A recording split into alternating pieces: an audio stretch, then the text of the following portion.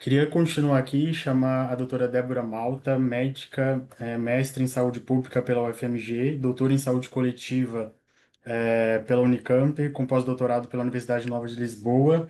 Atualmente, a doutora Débora é professora associada e pesquisadora da Escola de Enfermagem da UFMG e coordenadora do grupo de pesquisa GDB Brasil, do Observatório de Doenças e Agravos Não Transmissíveis. Obrigado, doutora Débora, pela participação. E a doutora Débora vai trazer para a gente quais CCNTs estão puxando para trás nossos resultados e não nos deixarão alcançar a meta 3.4 da ODS 3, e se há algo que a gente pode fazer até 2030. Doutora Débora, a palavra é com a senhora. Muito obrigada, Fernando. Parabenizo o Fórum por essa edição, né? 8 anos já de existência do Fórum, algo muito importante para o país. Enfim, ah, nós sabemos da importância, da magnitude das doenças crônicas no cenário global e no cenário brasileiro. 74% das causas de morte, e destacando também a importância em relação às doenças e mortes prematuras, em especial nos países de baixa renda. Aqui nós temos então um cenário global, onde nesses gráficos são apresentadas as diversas regiões do mundo, e sem dúvida a maior proporção de mortes em todos os continentes, exceto na África, trata-se das doenças crônicas não transmissíveis. E nas Américas seriam 6,2 milhões de mortes. E gostaria então de destacar a importância dos determinantes sociais em saúde na determinação dessas doenças, e como as pessoas mais pobres elas têm muito mais vulnerabilidade e maior ocorrência dessas doenças. Destacaria também a importância dos fatores de risco modificáveis, dos fatores de riscos metabólicos, e também dos determinantes comerciais em saúde. É muito importante essa abordagem em função das práticas de mercado, que de alguma forma buscam maximizar seus lucros, suas vantagens comerciais, independente, enfim, da saúde humana. E isto faz com que, então, os agentes comerciais, eles busquem, então, desregulamentar, né, diversas medidas em curso nos países, influenciando parlamentares, governos, a opinião pública, disseminando fake news, visando maximizar lucros e ampliar vendas de produtos nocivos à saúde, como, por exemplo, os alimentos ultraprocessados, que têm um impacto muito grande na obesidade, o consumo de álcool, o consumo de cigarros. Destacaria aqui no Brasil a influência dos determinantes comerciais junto a parlamentares, buscando inclusive atraso e retrocessos nos nossos marcos regulatórios. Nós temos uma meta que foi, de alguma forma, assumida pela maioria dos países, que é reduzir em 1/3 a probabilidade de morte das doenças crônicas até 2030. Esse é o cenário das Américas, né, com grande desigualdade entre os países, né? Então, países como Haiti ainda tem 31% de pessoas morrendo, a probabilidade de morte por doenças crônicas. Na Jamaica, por exemplo, ao invés de reduzir, nós estamos aumentando, e o Brasil aqui em torno de 15%. E esse informe também da OPAS Washington mostra a importância de algumas doenças, né, como câncer, especialmente entre mulheres, o câncer de mama, o câncer de traqueia e de brônquios e de pulmão. Destacaria aqui em relação ao câncer nas Américas a elevada incidência do câncer de mama. No Brasil, nós temos muitos estudos e diversas publicações que têm feito, então, o monitoramento das doenças crônicas, e nesse estudo nós verificamos que a tendência é de queda, Entretanto, nós tivemos também elevações em 2016 e 2021. Em 2016, o aumento das taxas de mortalidade prematura por doenças crônicas não transmissíveis, ela teve um aumento em função de medidas de austeridade que foram implantadas, né? Então, as doenças crônicas, elas têm uma relação muito forte com determinantes sociais, com políticas de austeridade, com pobreza e com o aumento do desemprego. Isso tudo fez com que essas taxas se elevassem. E durante a pandemia, também, além das mortes por Covid-19, tivemos um aumento das mortes por doenças crônicas, muitas vezes por redução nos cuidados longitudinais, por menor acesso a práticas de tratamento e a práticas de promoção da saúde. Isso tudo faz com que nós tenhamos, então, um cenário bastante pessimista em relação ao futuro, né? Então, se tivéssemos a tendência entre 2000 e 2015, né, que era de declínio, possivelmente essas metas seriam atingidas. Mas com esses percalços, né, especialmente em 2016 e 2021, o cenário ele se torna mais adverso. Esse estudo, nós então analisamos as quatro grandes causas, né, de morte por doenças crônicas, onde verificamos então um declínio importante na mortalidade prematura por doenças cardiovasculares. Os cânceres aqui em laranja, eles devem muito em breve atingir a taxas mais elevadas que doenças cardiovasculares e diabetes. Nós temos aqui em azul uma tendência em ascensão, tanto nas mortes prematuras quanto também em todas as idades. Esse outro artigo, essa análise saiu na Caderno de Saúde Pública 2 semanas atrás, e nós analisamos diversos cenários em relação à probabilidade incondicional de morte prematura por doenças crônicas até 2030. E aqui em azul nós verificamos que a probabilidade de morte ela é mais elevada entre homens do que entre mulheres, mas em ambos os sexos nós de fato não deveremos atingir as metas de redução de 1/3, e muito provavelmente em função dessa alta, tanto em 2016, na época das políticas de austeridade, quanto também em função da Covid-19. Também analisamos os cenários em quintis, segundo o SDI, Social Demographic Index, onde nós, então, fizemos a correlação com esse indicador, que é composto, então, por indicadores de escolaridade, de renda e de fecundidade, e os estados onde nós temos um baixo índice, né, de SDI, tivemos, inclusive, no início, uma piora, né, um aumento da probabilidade de morte. Depois, após 2010, a tendência foi de queda, mas também não deverá ser atingida a meta de redução. Isso repete nos demais cenários, incluindo o de elevado SDI. Ou seja, em todos os estados brasileiros, né, em todas as regiões, essa meta, infelizmente, não será atingida. Nesse outro estudo, nós comparamos as taxas de mortalidade atribuíveis aos fatores de risco, dividido aqui, estratificado por sexo, né? Então, em relação às mulheres, nós verificamos sim uma melhora substantiva, comparando 1990 com 2021. A fração atribuível aos fatores de risco ela é muito mais elevada entre os homens, mas também houve uma melhora entre 1990 e 2021. Mas nós podemos observar aqui os principais fatores de risco, né? Então, a pressão arterial entre os homens ocupa o primeiro lugar, seguida do tabaco, de riscos dietéticos e também do IMC elevado.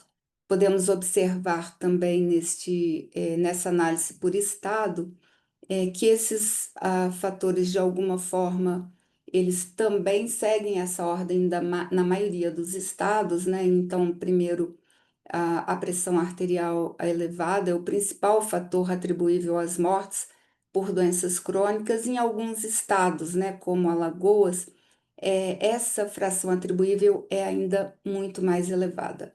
Seguida aqui do tabaco, e podemos observar estados, né, como Rio de Janeiro, São Paulo e Rio Grande do Sul, onde essa fração atribuível é muito elevada. Então, de fato, nós temos que ter muita atenção nos fatores de risco e o que pode estar, então, freando para que não, enfim, alcancemos as metas, né? Além dos determinantes socioeconômicos, né? Então, os fatores de risco modificáveis também apresentam um risco e uma ameaça à saúde.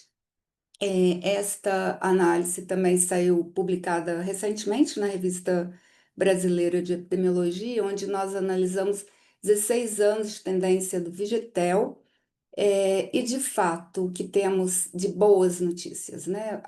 Cresceu a prevalência de atividade física, mas nós temos outros cenários, né, de alerta. Por exemplo, aqui o tabaco, ele tem um declínio importante, mas nos últimos anos com uma tendência de estabilidade. Eu destaco aqui também estudo recente que nós publicamos mostrando o aumento do consumo de tabaco entre adolescentes, quando então nós analisamos todos os produtos, incluindo o vape e o narguilé.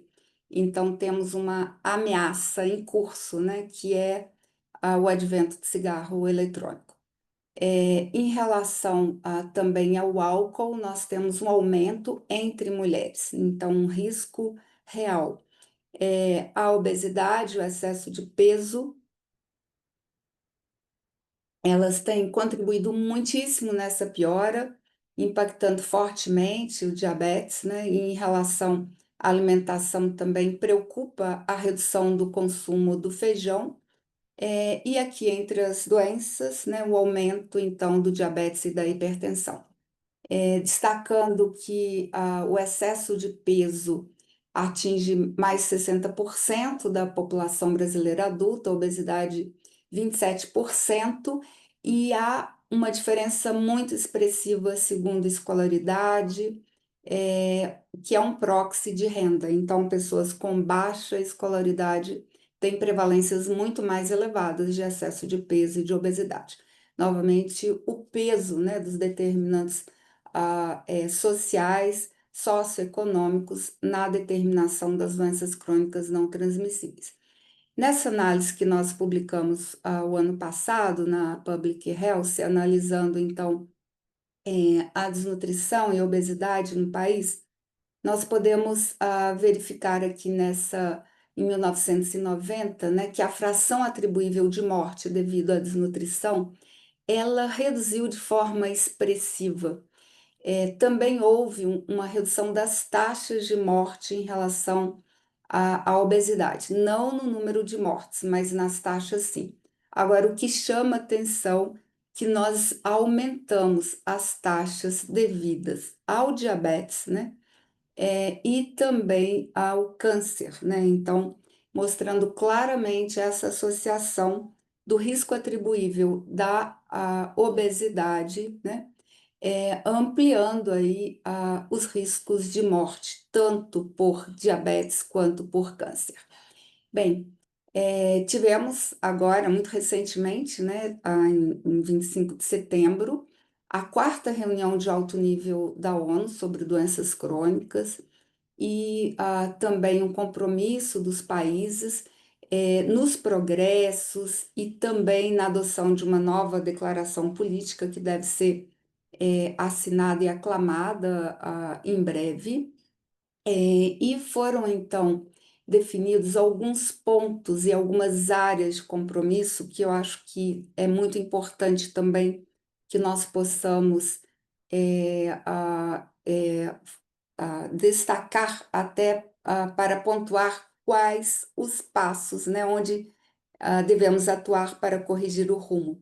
Primeiro, criar ambientes promotores da saúde, a importância da promoção da saúde na prevenção e no controle das doenças crônicas. Fortalecer a atenção primária à saúde.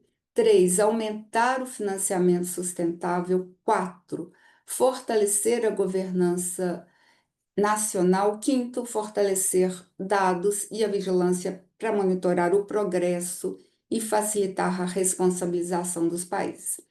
Então, de fato, torna-se muito importante investir nas medidas de promoção, e aqui eu relembro, então, as orientações da Organização Mundial de Saúde no documento, né, a Best Buys, né, melhores apostas, onde então são destacadas a importância de se investir em políticas regulatórias do tabaco, ampliando impostos, ambientes livres de fumo, nas embalagens sem marcas, né, nas mensagens de advertências nas embalagens, na proibição da publicidade. No álcool, também ampliar impostos, a restrição da proibição da publicidade, restrição da disponibilidade de oferta, inclusive em horários e em locais, e leis contra a direção sobre o efeito do álcool.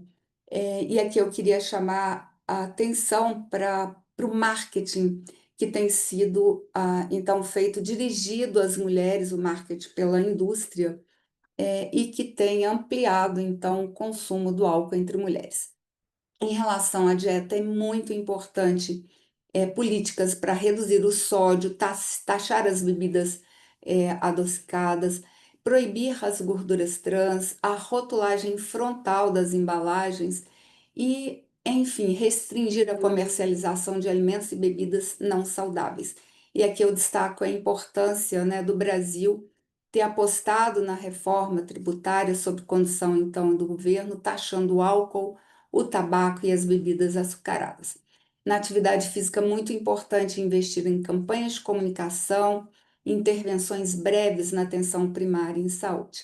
Na atenção primária, então, ações dirigidas à triagem, né, do câncer cervical, câncer de mama, colo retal, o diagnóstico e tratamento para as principais doenças crônicas, hipertensão, asma, diabetes, investir na medicação, que foi aqui tão bem detalhado pelo Felipe, no aconselhamento, no cuidado com os pés, né, especialmente os pacientes com diabetes, no automonitoramento, na vacina contra o HPV, enfim, muito importante investir nas melhorias da assistência e nos cuidados às doenças crônicas, né? Então, investir na atenção primária em saúde é fundamental, né? Seja no gerenciamento do diabetes, da obesidade, da hipertensão, no aconselhamento para a cessação do tabaco, nas medidas de screening, né, do câncer cervical e cervicuterino e do câncer de mama, no gerenciamento da asma.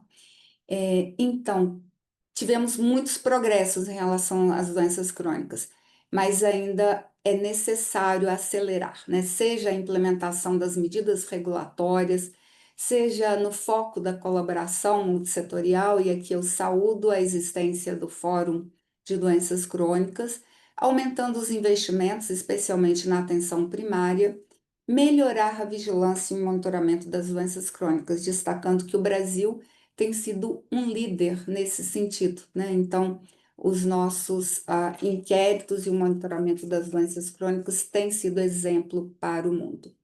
Doutora Tivemos, Débora, eu vou fazer só o papel chato da moderação, só pedir para a senhora ir indo para a conclusão, só por causa do nosso tempo, por gentileza. sim, sim, já estou terminando. Então, Obrigado. são muitas as propostas globais nesse sentido, inclusive incluindo a ampliar esta meta e esse compromisso para 2050, né? Investimento sustentável em saúde, ampliando o financiamento, redução da pobreza. E o Brasil tem uma série de desafios, mas eu destacaria que a obesidade ela tem de fato afetado o alcance dessas metas, né? Então, aplicar a taxação em alimentos ultraprocessados é fundamental. o tabaco, né? Então, eu destacaria que a entrada do vape, né, com riscos de retrocesso, o aumento do álcool entre as mulheres, né? Então, por isso, atuar nos determinantes sociais e enfrentar os determinantes comerciais em saúde é fundamental. Temos que avançar nas medidas regulatórias, né? E eu saúdo aqui a reforma tributária e, enfim, também a iniciativa do governo, né, tanto de ampliar e melhorar a qualificação da APS e também o projeto agora tem especialistas. Muito obrigada.